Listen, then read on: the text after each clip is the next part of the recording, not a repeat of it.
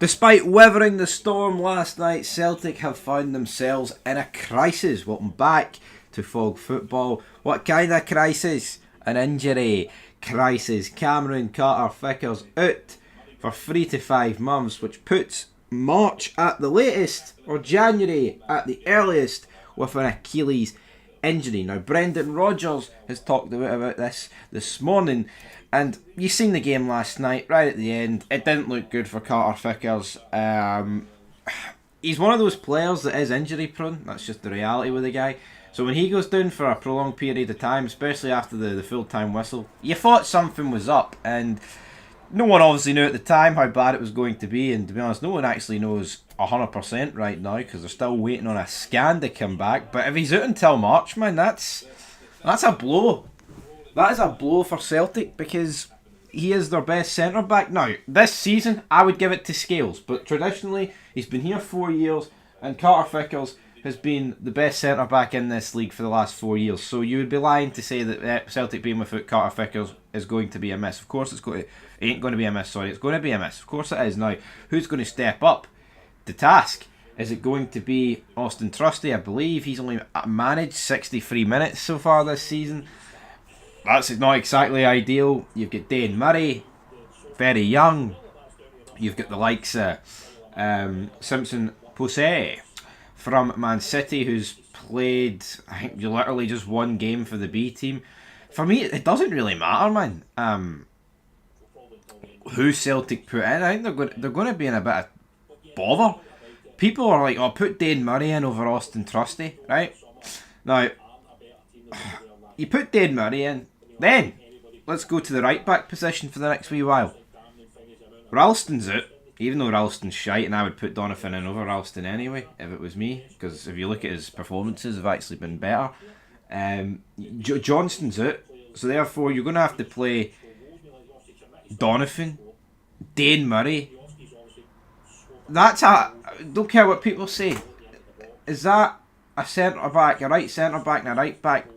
Are they capable of going away to Midtjylland, going away to Feyenoord, playing at home to Roma, and getting over the line? I don't think so. That's going to be a weakness. And Hearts on Sunday, what's the back four going to look like for Celtic? Liam Scales, he's already stepped up to task over the last couple of seasons and so far this season, but I feel like he's going to have to step up again to carry this team through. Kieran Tierney on the left, again, not had the greatest of seasons, probably had one of his better games last night to Tierney, but I feel like most players could make that claim. Now, in terms of Carter-Vickers, this is what Rodgers had to say, and I quote, "It looks like he's done his Achilles, which could be anywhere between 3 and 5 months." So, end of quote. Again, like I said at the start, January would be a disaster, but March would be a catastrophe. I mean, by time if he doesn't come back to March, who knows what the season's going to look like in March? No one knows. January is still pretty bad because Celtic can't do anything. They can't bring anybody in terms of a transfer. And also, once we come back from this international break in November, you're playing games every 3 days. Playing games every 3-4 days. That takes you right up until, well, into January. Obviously, at that point, Celtic can sign players. But for me, we know Carter-Vickers' history. I wouldn't be surprised if the guy's out until March. That would be that's when I think he'll come back. But Rodgers said 3 to 5 months. When they do the scan that comes back, they'll probably know a bit more on the time frame. Because 3 to 5 months, it's not very specific, is it? At the end of the day. But you look at Liam Scales. What happens if Celtic picked up an injury to him? And the fact you're going to be playing every 3 to 4 days for the next couple of months, the chances of injuries going up, I mean, it drastically increases. You look at Kieran Tierney. I'm honestly flabbergasted that guy's not picked up an injury so far. So, yeah, I mean, it's all falling apart from an injury perspective for Celtic. And at the end of the day, these injuries always happen when you're in the league, and you're, well, not just the league, but when you're fighting on 4 fronts. Alright, Scottish Cup's no started yet, but when you're playing European games, factor into the league and factor in the League Cup at this period of the season, you always pick up these injuries. It's very rare that you go through this period of the season without actually getting injuries, man. It doesn't happen. Rodgers ended with, "We just await confirmation of that. It's not great news."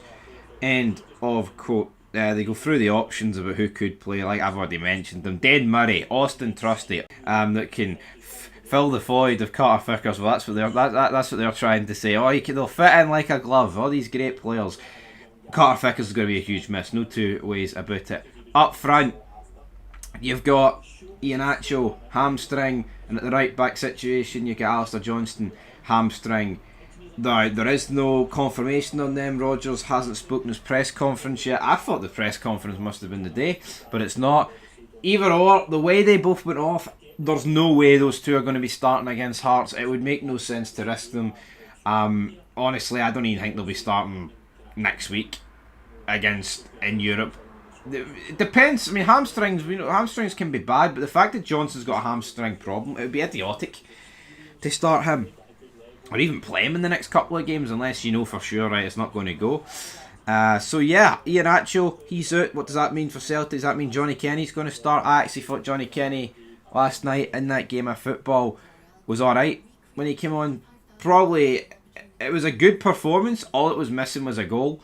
He constantly got the better of his Stone Gratz counterparts, the defenders, and got shots away and good movement, but he lacks the obvious finishing.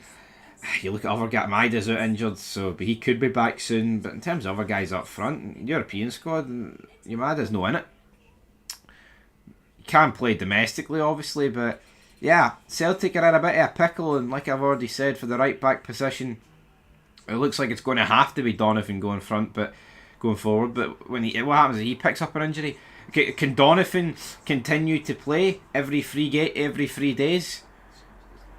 It's going to be a bit of a sticky situation for Celtic, and now this is one thing that's going to hurt Celtic. All the talk about how shite the summer transfer window is. Everyone was looking at it from a personnel standpoint, like they aren't good enough. But now it's going to be more from there ain't enough people in the door to deal with the season ahead and all the amount of games. So yeah, Cameron Carter-Vickers out for 3 to 5 months. Not ideal for Celtic, but I mean, I guess if there's anything you could take from it, I don't think he's been that good this season. Honestly, at this point, you'd probably rather Carter-Vickers be out for free over 3 months than Scales. But that's just me looking from the outside in. So aye, let me know your thoughts down below.